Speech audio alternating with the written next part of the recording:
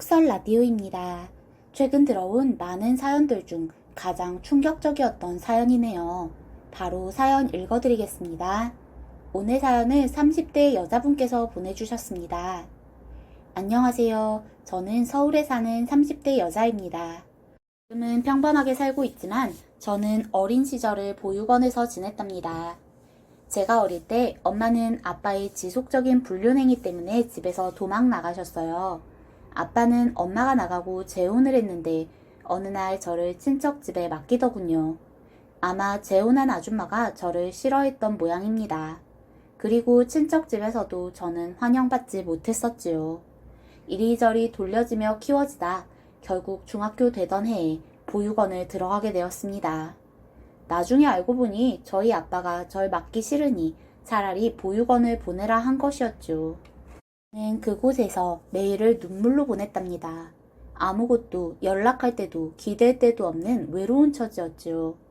집 나간 엄마가 그리웠고 아빠가 참 원망스러웠습니다. 그렇지만 어린 나이에도 저는 의지를 다지면서 어떻게든 잘 살아내겠다는 생각을 했습니다. 그리고 보육원에서 의지하고 지내는 친한 친구도 생겼습니다. 저보다 한 살 어린 동생이었는데 그 친구는 아주 오래전에 보육원에 들어와 살던 아이였죠. 새로 들어온 제게 굉장히 잘해주고 보육원 생활에 잘 적응할 수 있게 도와줬습니다. 그래서 성인이 되고 나서 저희 둘 다 보육원을 나오게 되었을 때 저희는 같은 집을 얻어 둘이서 생활하게 되었답니다. 친자매나 다름없는 사이였죠. 같이 돈을 벌어서 월세를 내고 생활비를 공동 부담하니 훨씬 살기가 편했습니다. 저는 입버릇처럼 이렇게 말하곤 했었지요. 효진아, 언니는 너를 친동생이라고 생각해. 너 없었으면 어떻게 살았을까 싶어. 그 보육원에서 널 만난 게 내 인생의 행운 같아. 동생 역시 저에 대해 비슷하게 생각하는 것 같더군요. 나도 기댈 수 있는 언니가 생겨서 정말 기뻐. 이렇게 10년을 둘이서 같이 지내다가 제가 남자친구를 사귀고 결혼을 하게 되었습니다. 회사 상사 소개로 만난 남자친구는 건실하고 멋진 사람이었습니다. 좋은 집안에서 바르게 자란 사람이었어요. 저는 처음에 남편의 집안에서 저의 출신을 아시면 결혼을 반대하실 거라 생각해서 망설였었는데 오히려 저를 안아주시면서 이렇게 말씀하셨습니다.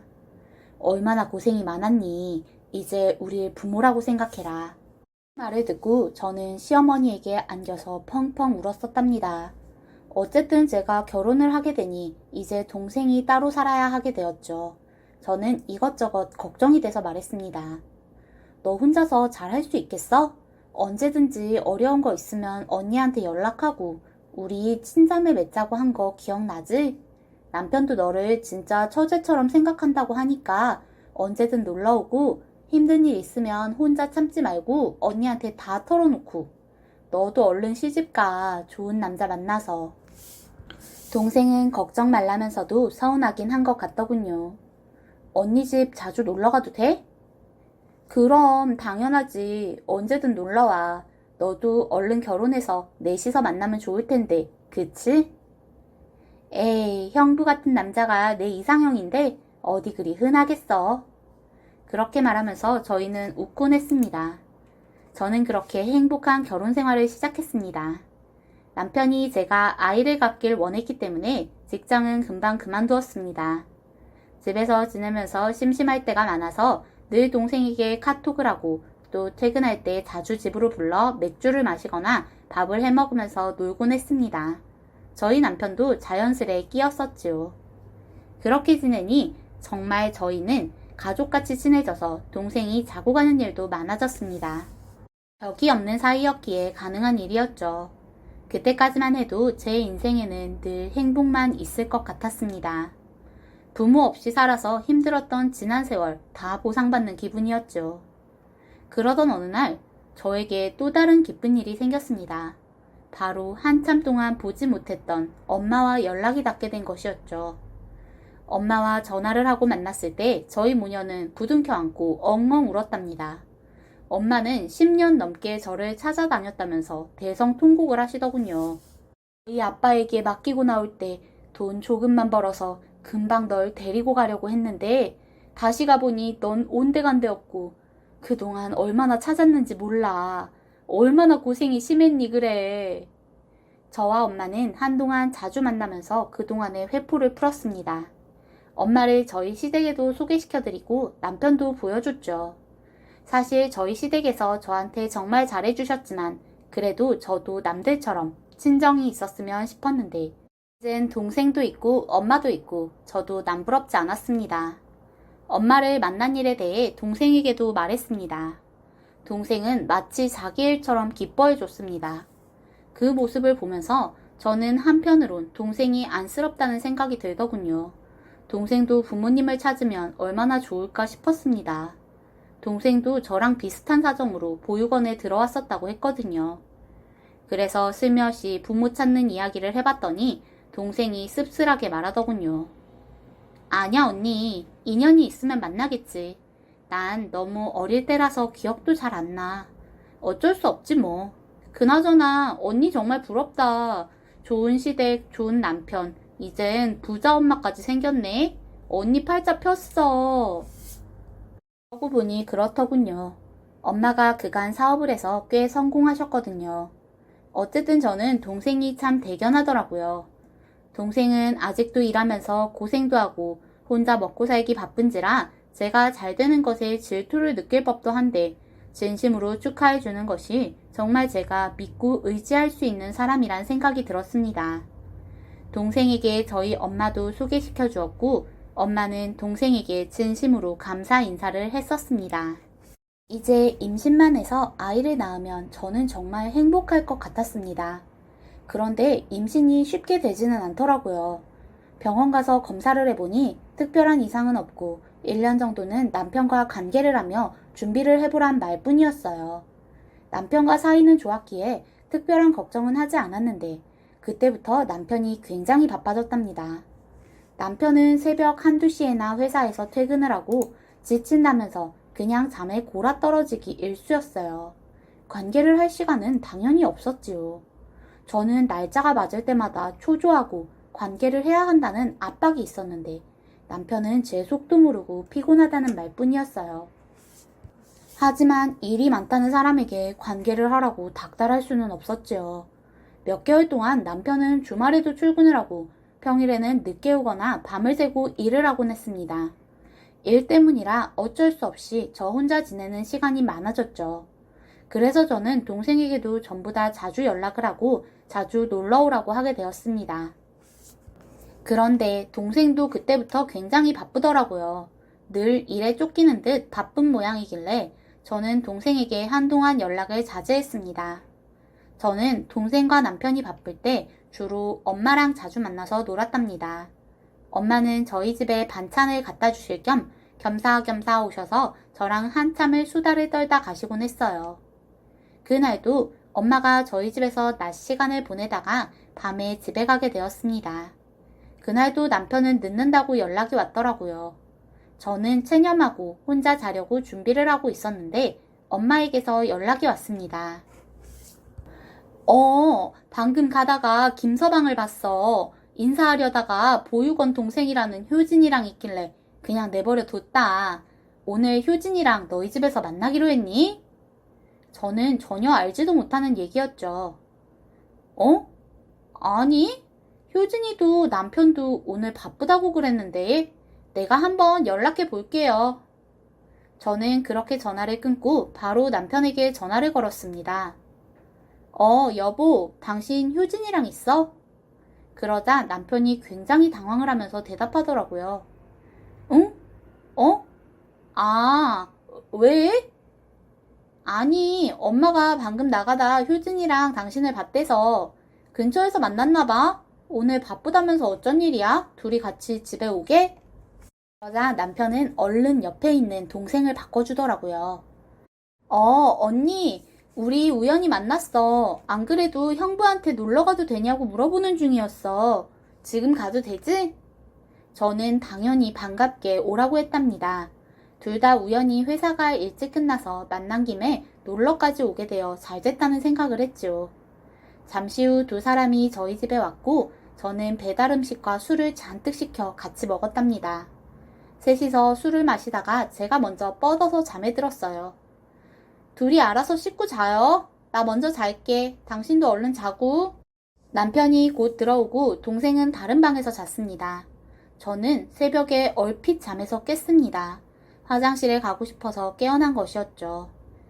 안방 화장실을 갔다 침대로 비몽사몽 왔는데 남편이 없더라고요. 시간은 새벽 3시.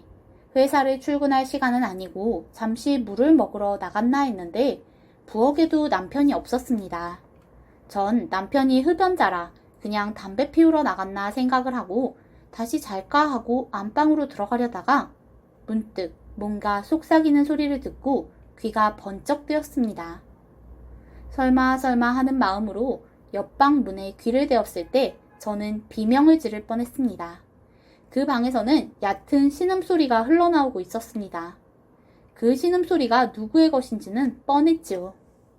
바로 저희 남편과 제가 동생이라고 여겼던 그년이었습니다. 저는 손에 든 핸드폰을 떨어뜨리지 않으려고 덜덜 떨면서 문을 살며시 열었습니다. 그리고 무음 카메라를 켜서 두 사람의 난잡한 짓거리를 모두 촬영했습니다. 둘은 제가 찍고 있는 줄도 모르고 신이 나서 별의 별짓을 다 하고 있더군요.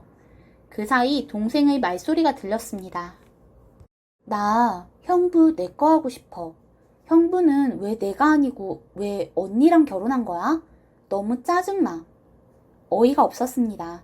그 사이로 남편의 웃음소리가 들리더군요. 근데 이게 더 짜릿하지 않아? 그렇긴 해. 언니는 우리가 이러는 줄도 모르고 맨날 회사 일 바쁘냐고 그러잖아. 진짜 웃겨. 그때 알게 되었습니다. 그동안 회사가 바쁘다는 것도 모두 거짓말이었다는 것을요. 저는 망설임 없이 문을 박차고 들어갔습니다. 두 사람은 순간 난리가 났죠. 동생은 제 앞에서 무릎을 꿇고 싹싹 빌기 시작했고 남편도 덩달아 빌었습니다.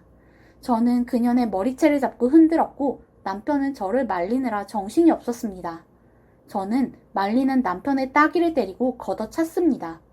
저는 그 자리에서 두 사람을 꿀려놓은 채로 저희 시댁과 저희 엄마에게 모두 연락을 넣었습니다. 두 사람은 숨도 못 쉬고 제가 연락하는 걸 보고 있더군요. 전화로 모든 전말을 말씀드리자 저희 시댁에서 허겁지겁 오시고 저희 엄마도 헐레벌떡 달려오셨어요. 저는 두 사람의 영상까지 직접 보여드리면서 그동안 두 사람이 저를 얼마나 농간했는지 전부 말씀드렸습니다. 시댁에서는 남편을 때리고 욕을 하고 야단이 났고 저희 엄마는 제 동생의 머리채를 잡아당기고 한동안 아수라장이 되었습니다. 한참 뒤 진정이 되고 아침이 밝아져 올 때 저희 시아버지께서 남편에게 물어보셨어요. 도대체 어떻게 된 일이야? 이게 상식적으로 가능한 일이야? 너 어디가 도른 거냐? 어머님 아버님께 잔뜩 혼이 나고서 기죽은 남편이 울면서 말하더군요. 저는 처제가 너무 유혹을 해서 어쩔 수 없이 죄송해요 엄마 아빠. 제가 휙 돌아보며 동생을 쏘아봤을 때 머리가 엉망이 된 동생이 톡 쏘는 목소리로 말하더군요. 그런 앙칼지고 표독한 목소리는 처음이었어요. 그래요. 내가 형부 꼬셨어요. 형부 내가 갖고 싶어서 꼬셨어요. 왜? 내가 뭘 잘못했어? 저희 시어머니와 저희 엄마, 저까지 모두 기함을 했습니다. 불륜을 하다 걸린 여자가 할 말은 아니잖아요. 그렇지만 동생은 뻔뻔하고 당당했습니다. 언니는 가질 거 다 가졌잖아요. 좋은 시댁도 가졌고 좋은 남편도 만났고 엄마도 다시 만나서 부모도 있잖아. 나는 하나도 없어. 너무 불공평한 거 아니야? 나는 형부라도 내 걸로 만들고 싶었어. 저는 그 말을 듣고 아연실색했습니다.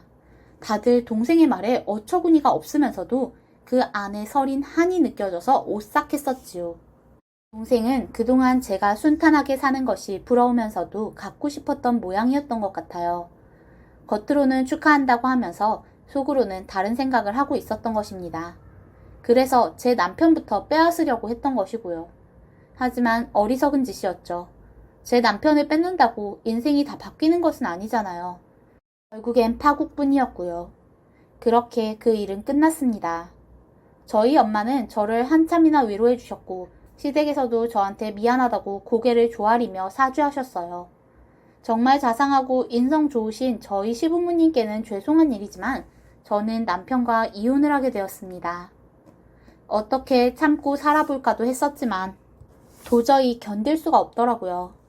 그때 봤던 그 장면들이 너무도 생생히 떠올라서요. 그리고 동생이라고 생각했던 그년에게는 핸드폰 영상을 증거로 해서 상간녀 소송을 걸었습니다.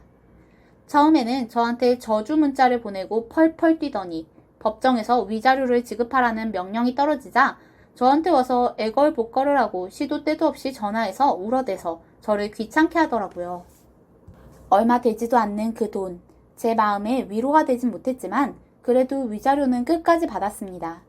그거라도 받지 않으면 제가 분해서 살 수가 없을 것 같았거든요. 이혼 후 남편은 동생에게 가지 않았다고 합니다.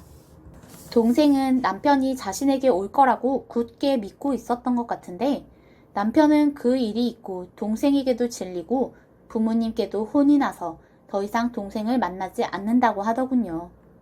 동생은 저에게 위자료를 준 이후 어떻게 지내는지는 모르겠습니다. 사실 생각해보면 나쁜 맘만 있는 아이는 아니었어요. 그런데 질투가 사람을 미치게 하는 모양입니다. 친동생처럼 철석같이 믿고 남편 있는 집에 불러들이고 그랬던 제 잘못이었죠, 뭐. 오랜 인연 잘 유지하고 싶었는데 그렇게 끝나서 씁쓸한 생각이 듭니다. 저는 요새 회사를 다니면서 평범한 생활을 하고 있습니다. 얼마 전엔 새로운 남자친구를 사귀기도 했어요. 한번 겪은 일이 있는 만큼 모든 것에 조심조심 신중하게 결정해보려 합니다. 지금까지 톡설 라디오였습니다. 좋아요와 구독, 댓글은 저에게 많은 힘이 됩니다. 시청해주셔서 감사합니다.